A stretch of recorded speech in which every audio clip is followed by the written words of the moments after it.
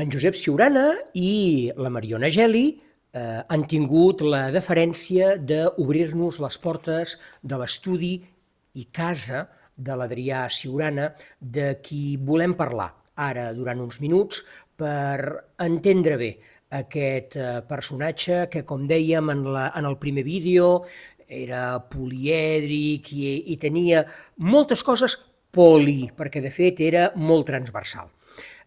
Aviam, Josep, Mariona, si haguéssim de fer una descripció en 4 línies per una persona que acaba d'aterrar, no coneix ningú i li volem explicar qui era Adrià Ciurana, què diríeu en 4 línies en un minut? Com presentaríeu l'Adrià Ciurana? Va, qui es llança el primer?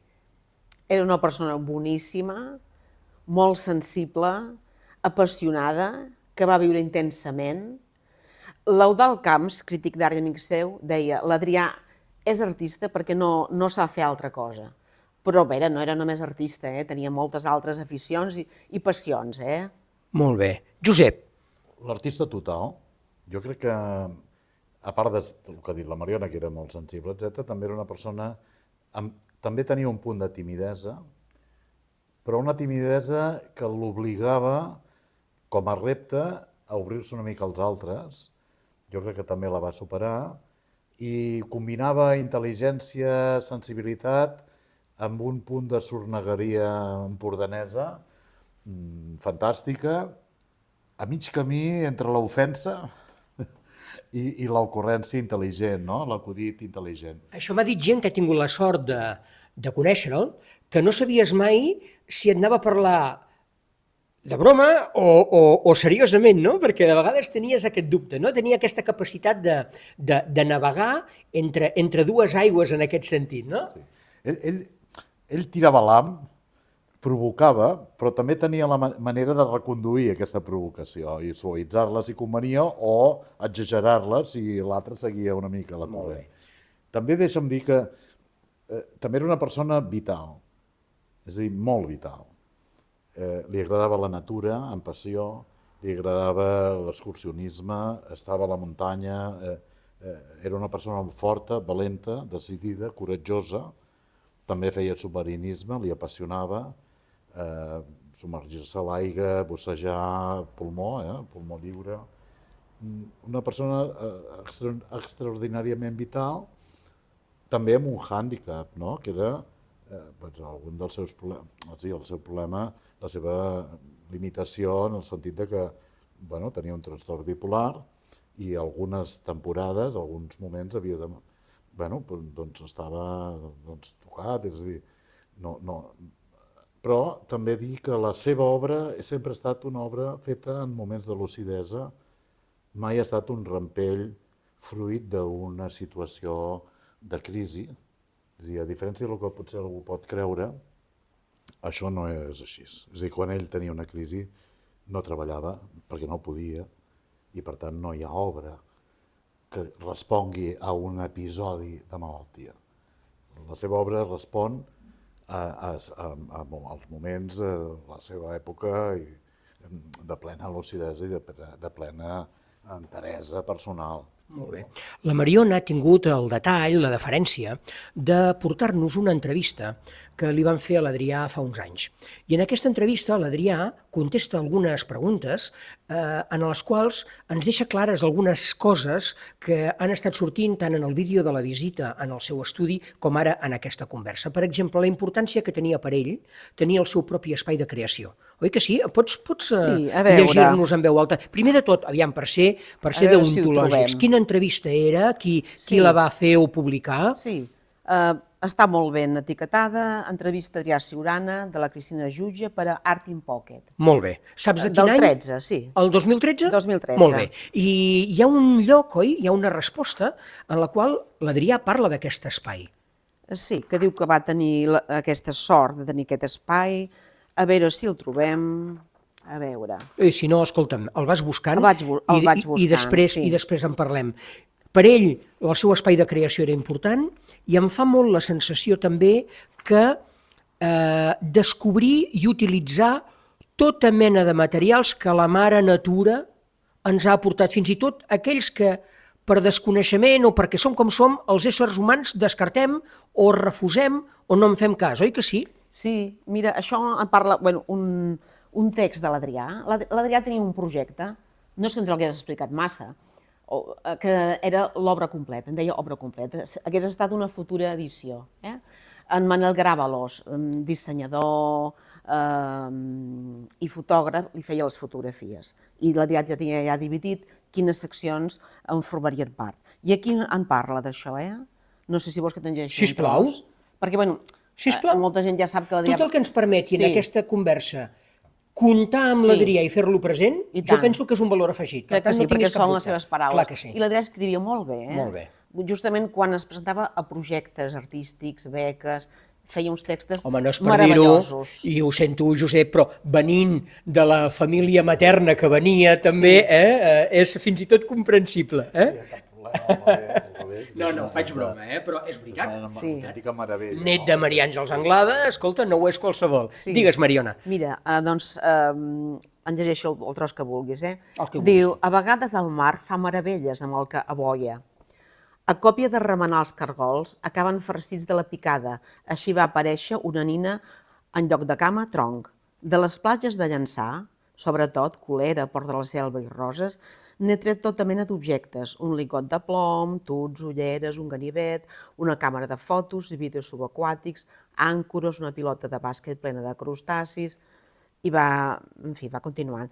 Entre la llenya que vaig a buscar a les llevantades o a les mimbes de gener, hi he trobat dogues de bota, fils de pesca, cordills, cordes, cables de coure i d'acer, un pelicà mediterrani anomenat mascarell, dofins, canonades i canyes amb banderoles, boies, cadenes, encenedors, un múscul de plàstic, per exemple.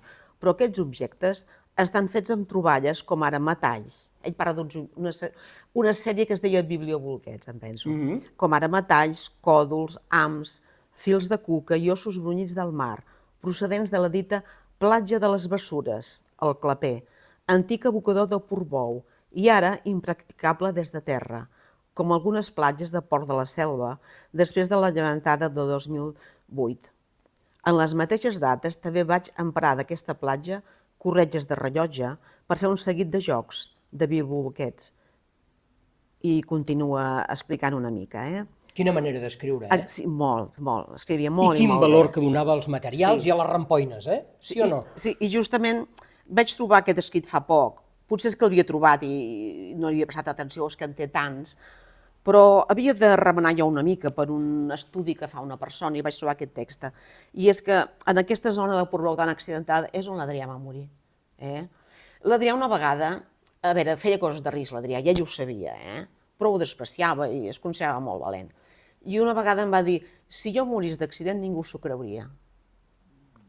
I llavors sí que teníem dubtes què havia passat, però realment és molt fàcil que caigués aquí, buscant qui sap què. On si ho miren amb satèl·lit es veu una mena de camí horrible, però tal com ell diu, impracticable. Però l'Adrià igual que feia això... És una zona impossible, és a dir, realment, quasi d'escalada, hi ha un precipici enorme, va morir allà. Sabeu què passa? I això per mi no és fàcil, perquè parlar de les circumstàncies de la mort d'una persona jove, recent, no és fàcil i s'ha de fer amb un respecte absolut, que és el que jo intento fer ara. Però crec que és important el vostre parer, perquè sent l'Adrià una persona que havia tingut trastorns de bipolaritat, caient en un penya-segat, ha estat fàcil arribar a la conclusió que potser havia volgut ell acabar amb la seva vida. Però escoltant-vos a vosaltres, se m'obre una altra expectativa en aquí d'una altra circumstància que és la que hauria pogut originar la seva mort, que és la que vosaltres defenseu. Probable, és la que justament al veure aquest escrit pensem que és la més probable. No ho sabem, no ho podrem saber del cert, del tot, però és possible que tingués un accident, clar, pel lloc que anava, doncs és possible. En aquell moment estava afectat una mica pel trastorn o no? Sí, però vaja, no... No prou com perquè no tingués el control de si mateix. I de fet no va deixar missatges... No, ni mai mai va fer cap intent, ni va dir que fos la seva voluntat, no. L'Adrià feia coses arriscades. També a mi de veure pujava al Puigmal sol i sense mòbil. Una vegada vaig dir, home, Adrià, porta't el mòbil. Dic, què faries si caus i et fas mal? I em va dir, mira, m'arrossegaria fins a un poble. Ell es trobava molt valent. I era un home de natura, de natura Sí. ferèstega, el més abrupte possible, em fa la I sensació. li agradava Mar i muntanya, la cosa física, fer llenya, pujar a les muntanyes, capbussar-se... No només li agradava molt, sinó que tenia, diguem-ne, una sensibilitat especial per la natura. Ell era un gran defensor de la natura, en el seu sentit més ampli. Fins i tot ell, per voluntat pròpia, es va fer soci de IAEDEN.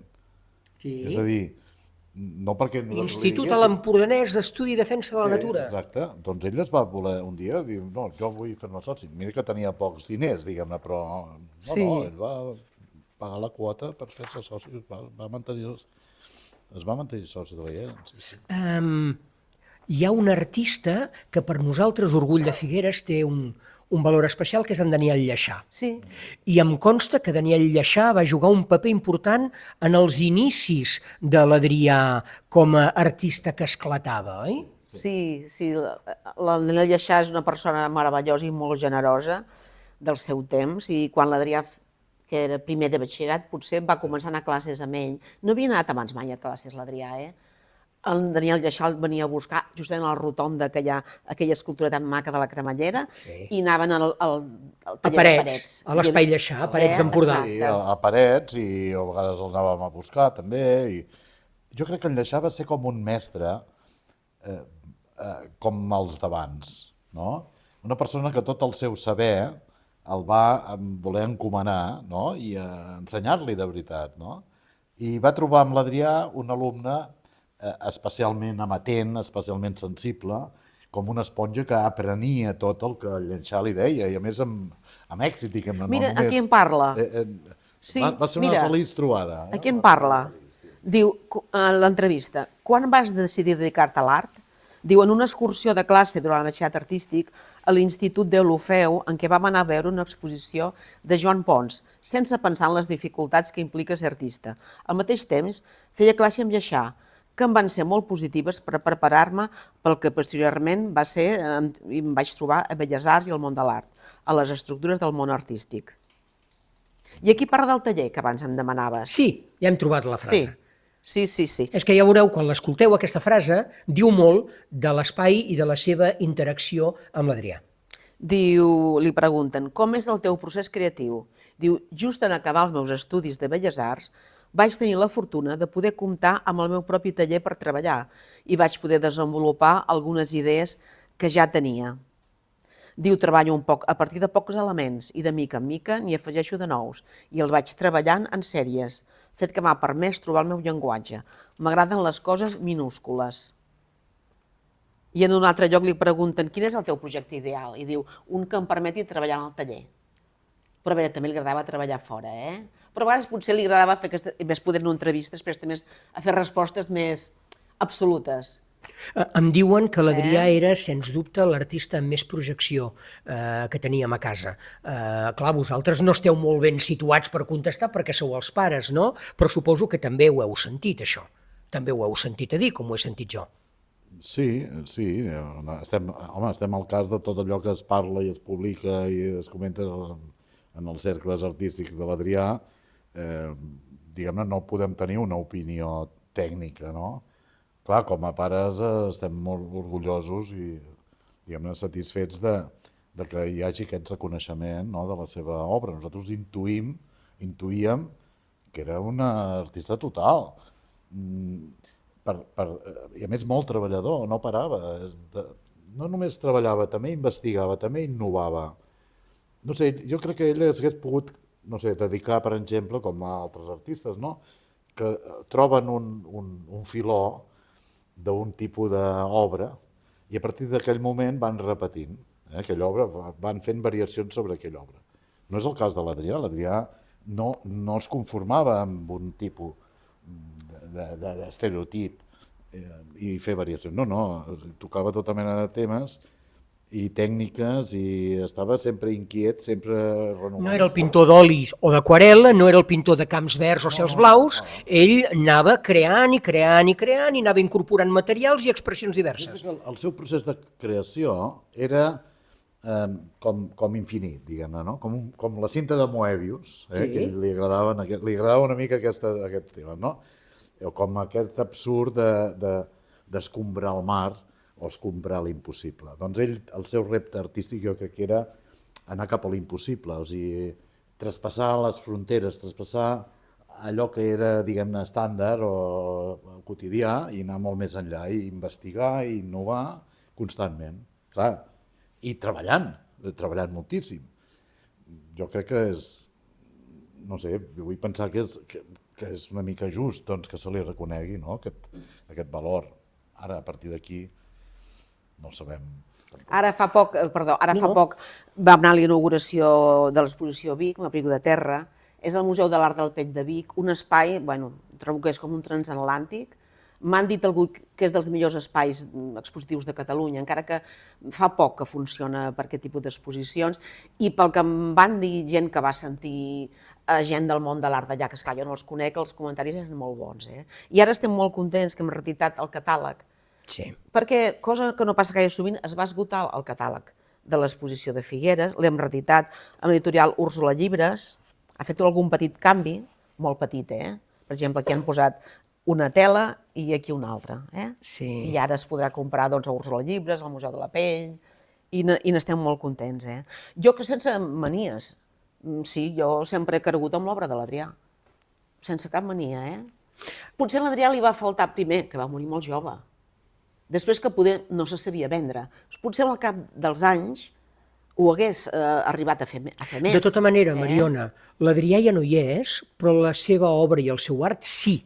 Exacte. Jo crec que ens hauríeu d'ajudar vosaltres, els pares, per fer que el seu art, la seva obra i la seva herència artística no es perdin, no s'esvaeixin, no es difuminin.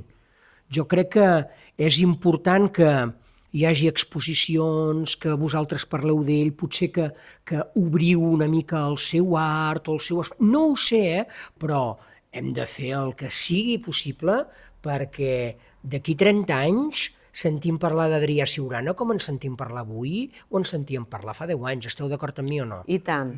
Aquests anys ens hem concentrat en la catalogació de l'obra. Clar que sí, que és fonamental i és una part fosca que ningú veu. Exacte, ha anat molt bé per les exposicions. El Museu de l'Empordà possiblement proposarà l'adquisició de 2 obres que formarien part de la col·lecció nacional de Catalunya. Que bé. I això també doncs, és molt interessant. Clar que sí. I estem molt agraïts a les persones com tu. O les, no, a mi no m'heu d'agrair res perquè també. Jo tinc una curiositat periodística per compartir amb les persones que ens llegeixen i ens veuen fets, personatges, etc. Per tant, faig la meva feina i estic encantat i sóc jo que us estic agraït que ens hagi obert les portes i el cor. Nosaltres farem tot el que puguem per difondre l'obra de l'Adrià.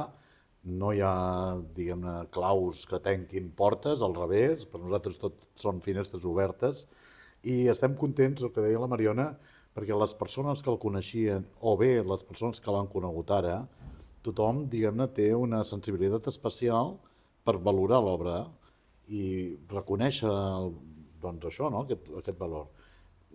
Nosaltres farem el que puguem, estem intentant acabar la catalogació de l'obra. El nostre interès és fer una aplicació web on es puguin consultar, anar ampliant, diguem-ne, tot el món de l'Adrià. També tenim i guardem tota una sèrie de documents escrits, textos, etc. Que això, clar, no parlem també, com hem comentat, del que són els dibuixos gravats, etc. És a dir, dona molt de sí l'obra, per nosaltres no quedarà. Naturalment. Genial. També això que deia, jo crec que, no sé, l'agraïment és profund cap a la gent del Museu de l'Empordà, per exemple, que ha fet aquesta exposició tan fantàstica, que després ara s'ha pogut portar a Vic. Aquesta aposta doncs, per donar valor a l'obra de l'Adrià ens satisfà moltíssim i nosaltres intentarem estar a l'alçada, naturalment, amb allò que puguem, no? El Això pas és segur. clar, no formem part del món artístic, tenim sort de persones com els comissaris d'aquesta exposició, en Jordi Mitjà, en Manel, que per ells ha estat complicat, perquè ells expliquen, ells van perdre una mica, vull dir, llavors també suposo que també els ha estat difícil en certs moments. Ha estat també molt dur, ha estat molt dur per ells enfrontar-se. Van tenir molt clar que l'obra de l'Adrià s'havia d'exposar, però també comentaven que no podien fer-ho de seguida. Necessiten deixar passar un temps, passar el dol, perquè enfrontar-se a l'obra de l'Adrià de seguida també els era un problema, una dificultat. Bueno, doncs ara, a partir d'un cert temps, s'hi han dedicat i el resultat és magnífic, magnífic. Doncs, si m'ho permeteu, jo acabaré amb una frase que és que n'estic convençut que l'Adrià Siurana és orgull de Figueres i els seus pares també. Moltíssimes gràcies pel vostre temps, per obrir-vos a parlar d'una persona que, tot i que hi és, ja no hi és físicament amb nosaltres, i d'obrir-nos les portes del seu espai vital, que ens ajuden a conèixer i a entendre millor aquest personatge. Moltíssimes gràcies. Gràcies, Josep, un plaer. Josep, i a tota la gent que estima l'obra de l'Adrià, que és sensible, no? I que està disposat a fer-la conèixer. No? Nosaltres encantats de la vida. Moltes gràcies.